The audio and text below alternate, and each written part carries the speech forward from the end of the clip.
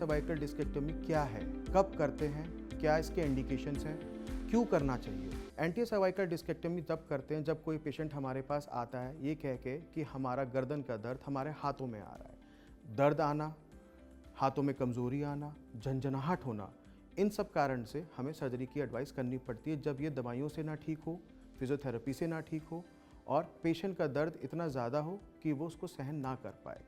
ये common indications हैं जब हमें ये सर्जरी की एडवाइस करनी पड़ती है। अब इस सर्जरी में करते क्या हैं?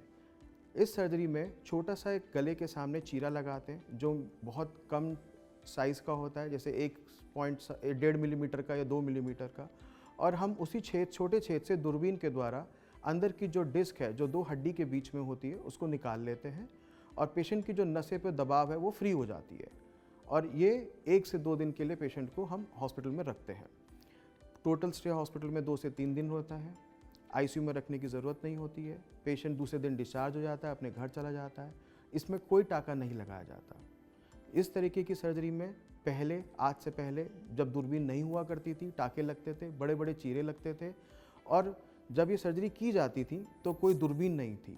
आज टेक्नोलॉजी बहुत आगे आ गई है, हमारे पास दूरबीन है, टाके लगाने की ज़रूरत नहीं पड़ती है और पेशेंट बिल्कुल नॉर्मल लाइफ जीता है।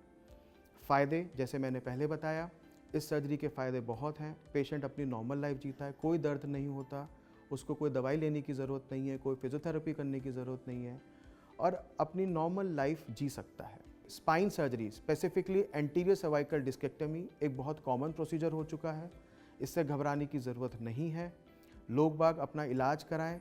जहाँ दवाइयों से हो सकता है वहाँ दवाइयों से चीज़ें ठीक होंगी, जहाँ नहीं हो सकती है वहाँ सर्जरी की ज़रूरत है वहाँ सर्जरी कराएं, लेकिन इसको लेके परेशान ना हो।